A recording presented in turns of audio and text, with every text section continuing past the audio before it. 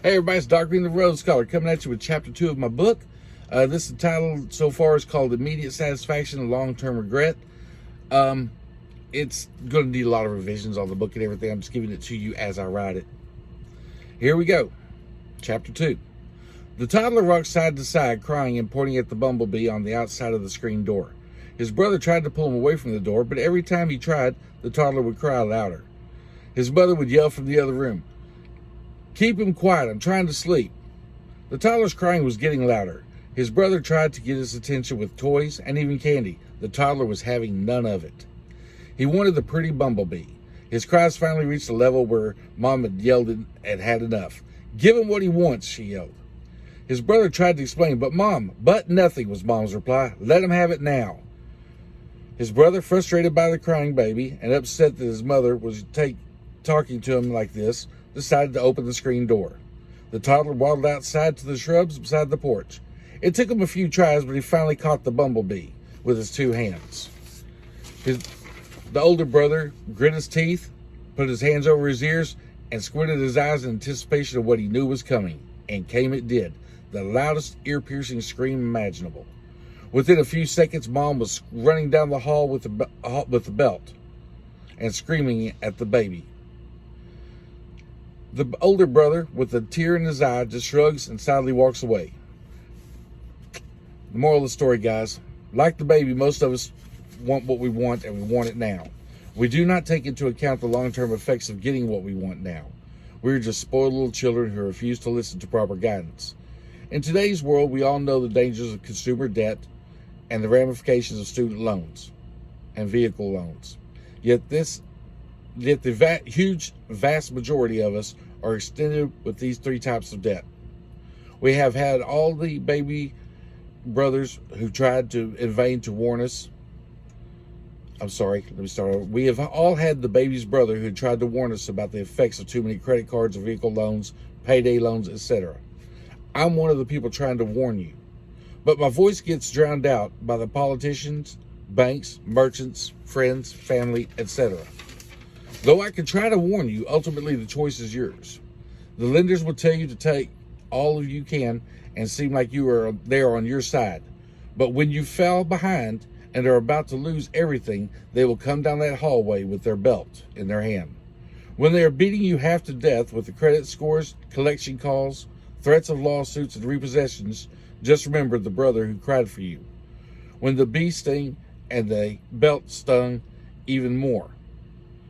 We still love you. We are here for you now. You just have to be willing to let go of the bee, suffer a little while under the belt. Here's our promise to you, though.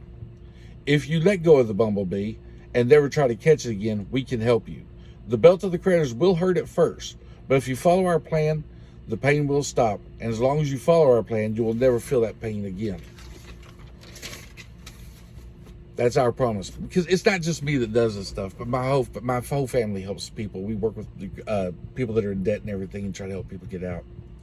Continuing with the story, or continue with the chapter. Second part of the chapter, credit is good and bad. How can credit be good and bad? Easy answer is credit is good for the lenders and bad for you. The institutions of people who lend you money usually charge interest. This means that you owe a portion of your labor. You are overpaying for products and services when you use credit. A car that cost you $20,000 will end up costing you way more than the original $20,000 by the time you pay it off. The worst part is, by the time you pay it off, it has lost value. Most things that you buy lose value. It's a lose-lose for you and a win-win for the lender. This is especially true if you trade it in for a newer car. You overpay for the car and are going to overpay for the new one.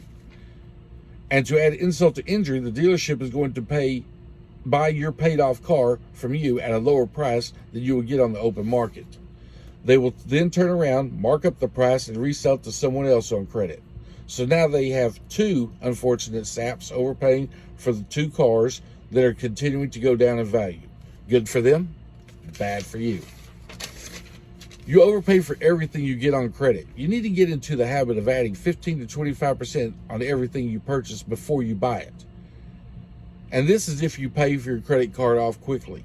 The longer you take to pay it off, the higher the price for what you have bought. One of the things that we like to do on this plan is to get you to add up your receipts once a week and add 25% to them. This will help you keep in mind how much more money you would have paid for something had you continued using credit. I did this and believe me, it is a great motivation to help keep you from on the program that we are about to give you. Look and think.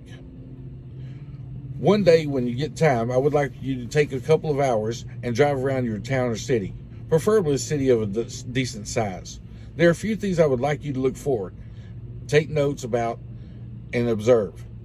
What I'm about to show you will most likely make you very angry. I want you to take a notepad and a pencil and make 3 columns on a sheet of paper. And do this again on another sheet of paper. Title the first column Rent to Own, the second column Used Cars, and the last one Payday Loans. You can even add in check cashing places if you want. Then do the same thing on the second sheet of paper. Now drive through most affluent areas of your town and make tick marks in each column for how many of them you find in the more affluent parts of the area or the city you're in. Now repeat this process in the lower income areas. We could even, have you noticed how many more of these businesses are in lower income areas than they are in affluent areas? Why do you think this is? Most people will say it's because the wealthier do not need these services or products, or that the wealthy can afford to purchase these things without credit.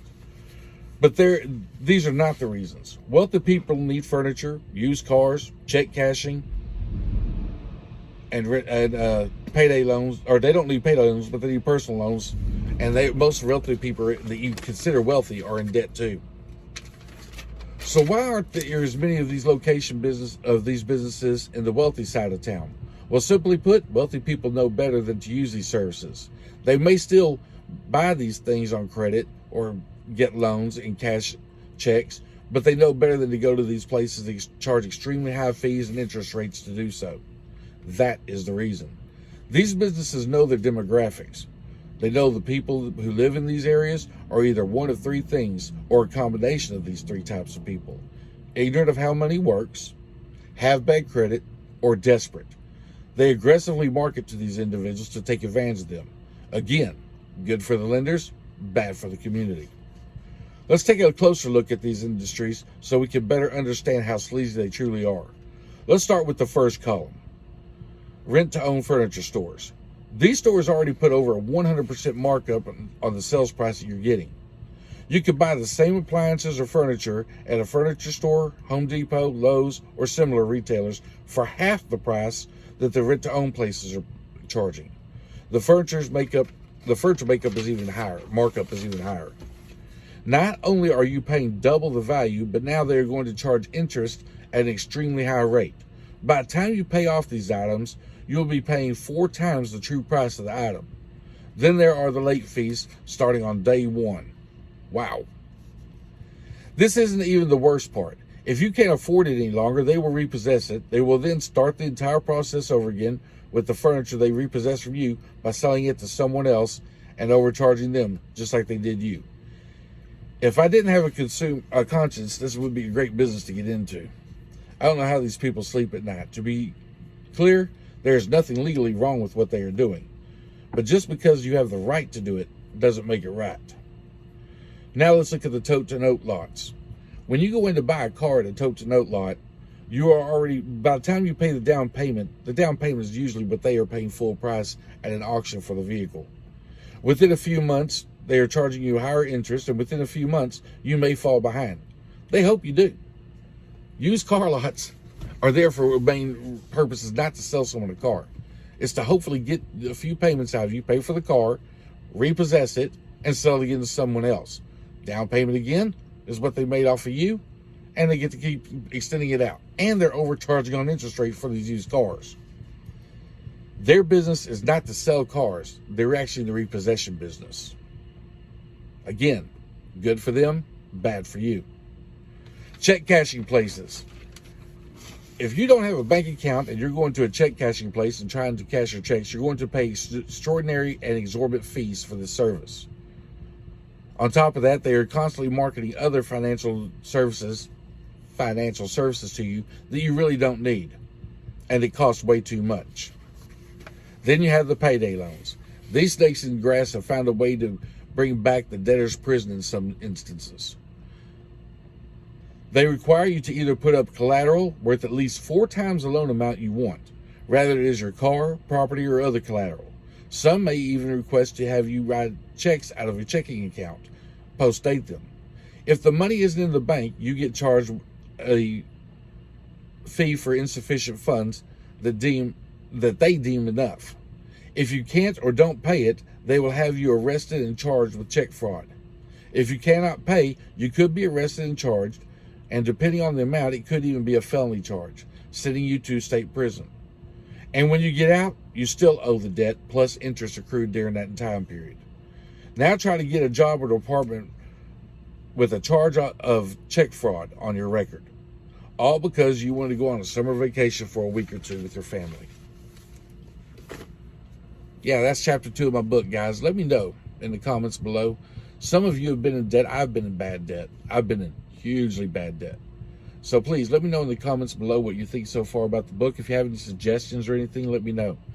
The next chapter I'm going to get into will probably be about the history of credit cards and why they aggressively market them so much, when they started. Because believe me, credit cards have not been around all that long, less than 100 years. They started out really big in the 1950s and 60s and grew from there. And we'll get into more of that in the next chapter. Anyway, guys, that was chapter 2. Let me know what you think. And I appreciate your help.